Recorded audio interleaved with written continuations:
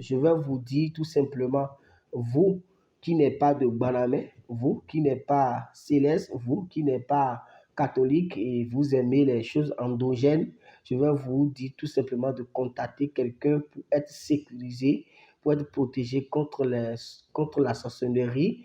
Il s'appelle Ronogan Azemadawa. Son numéro c'est 94 85 37 90. Il est à Rome.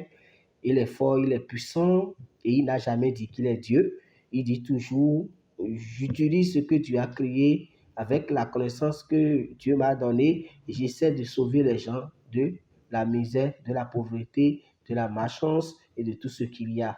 Merci et à tout à l'heure. Bonsoir mes chers abonnés.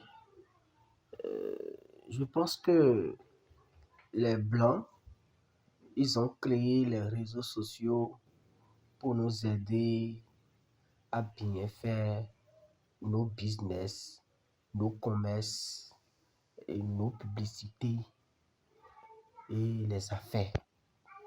Mais j'ai compris que ici au Bénin, les réseaux sociaux sont devenus des lieux sur lesquels il faut s'insulter, il faut chercher querelle, il faut dire ce qui n'a pas lieu de dire, il faut insulter son prochain, il faut dénigrer son prochain sur les réseaux sociaux. Et la loi sur le numérique a bien dit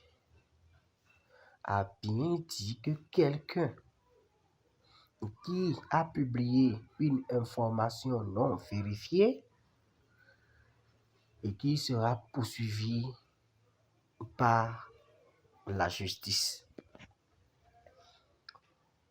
Mais j'ai compris que depuis hier, la grande célèbre et tiktokeuse que vous appelez Maman Dilara, Kenny, David, ces trois-là ne sont plus libres de leur mouvement. Pourquoi? Parce que Maman Dilara a porté des plaintes contre Keno et David parce que ils ont insulté son enfant. Ils ont dénigré son enfant sur les réseaux sociaux. Et vous savez très bien que quand on y vient, il y a un d'enfant.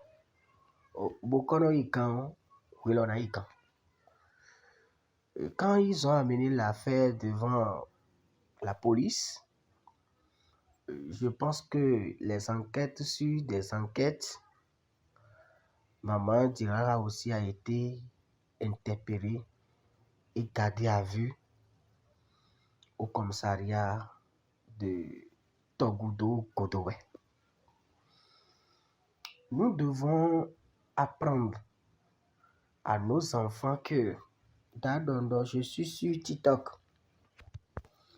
je suis sur WhatsApp, je suis sur Facebook, je suis sur YouTube. Mais vous allez comprendre que ces réseaux sociaux sur lesquels moi je suis, c'est chercher de l'argent, évoluer avec ça. TikTok vous paye combien? Vous parlez derrière votre portable et les autres s'enrichissent parce que ceux qui vont vous regarder vont acheter des forfaits, ceux qui vont vous regarder vont faire des abonnements de Wi-Fi et tout ça là. Et au lieu de dire mais comment je vais profiter de cette occasion pour gagner quelque chose, on est là à s'insulter toute la journée sur TikTok.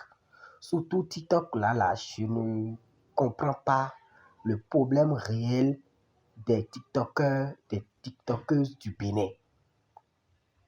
Nous voyons des TikTokeuses de Ghana, de Côte d'Ivoire, de Togo, de Guinée, de Gabon, Et quand nous voyons ces TikTok-là, ça peut-être des humours, peut-être des musiques, peut-être des publicités, peut-être des films, peut-être des trucs qui peuvent faire évoluer l'homme, qui peuvent donner des conseils. Mais au Bénin, quand tu viens sur TikTok, les Béninois, c'est de parler de n'écoute pas Yokpo, il a cherché mon copain, il a cherché ma copine, on a fait partout, partout là, c'est doux, hein, et c'est tout ce qu'on entend sur TikTok Bénin. Voilà maintenant, petit à petit, maintenant, voilà que les gens sont gardés à vue maintenant. Moi, je vais sortir les autorités de Convirouini Comba.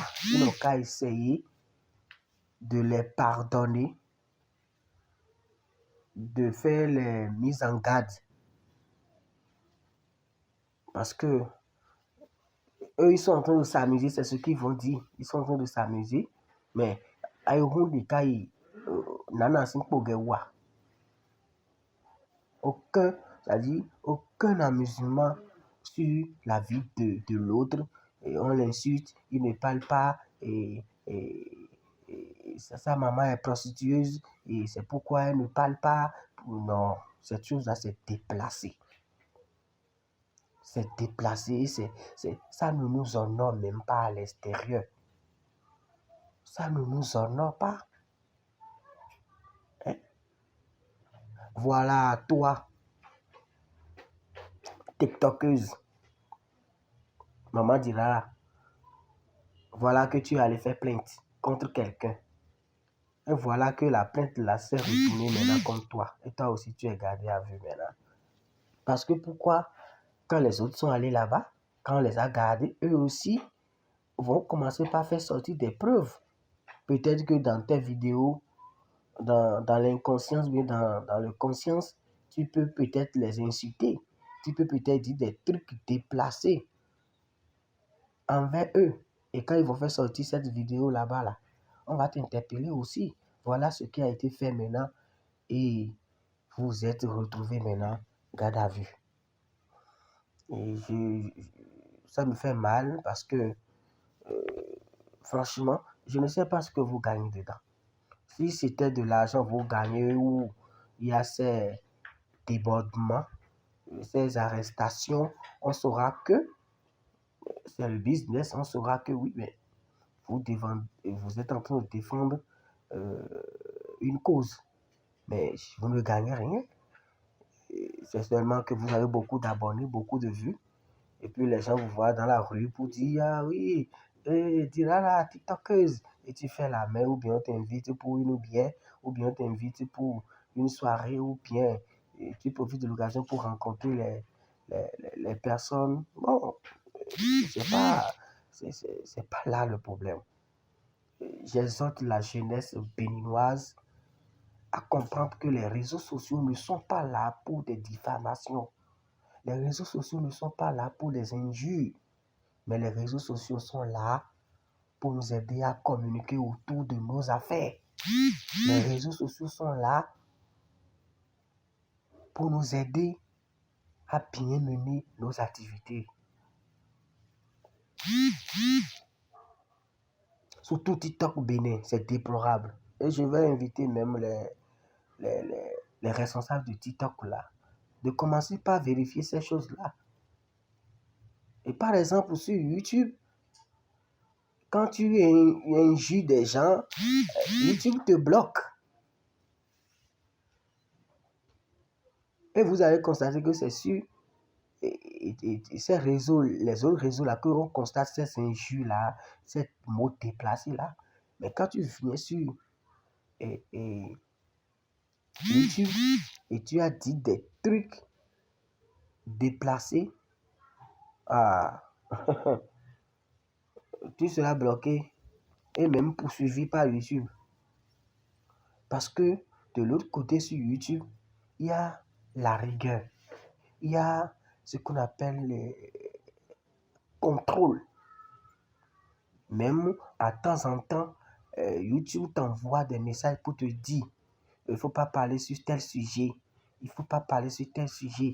Et on t'envoie les messages. Ça veut dire que YouTube contrôle ses utilisateurs. Je ne dis pas que TikTok ne contrôle pas ses utilisateurs, mais je veux leur demander plus d'ardeur. Je vais leur demander plus de vigilance, de commencer par contrôler surtout TikTok Bénin.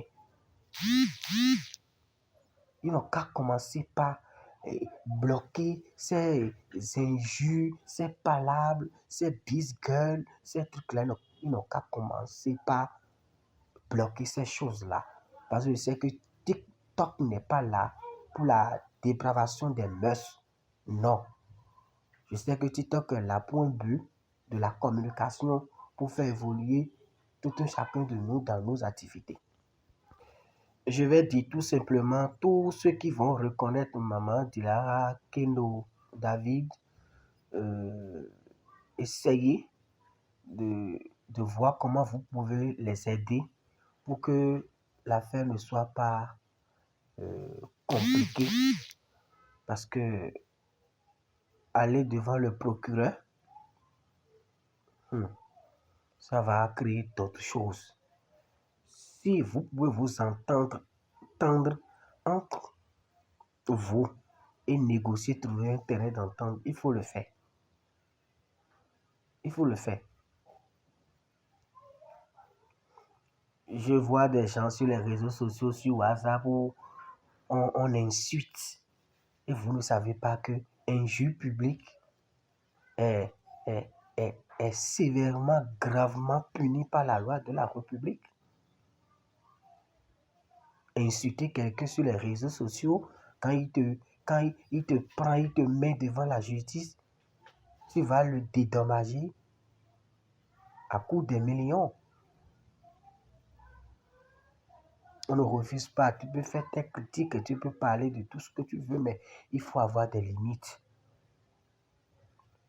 Dadondo, c'est pas parce que moi je connais quelque chose plus que vous, hein, non. Il ne faut pas dire que Dadondo est venu ici faire saint, non.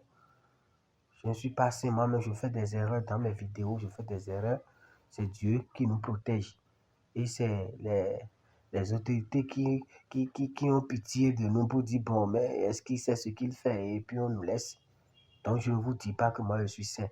Mais il faut que nous chomidi.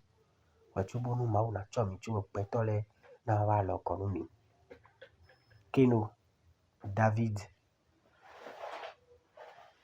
Maman Dilara, bon courage à vous. Vous allez vous en sortir sain et sauf. Mais arrêtez les injures sur TikTok. Arrêtez les mots déplacés sur TikTok. Mais je sais que TikTok va veiller en ça.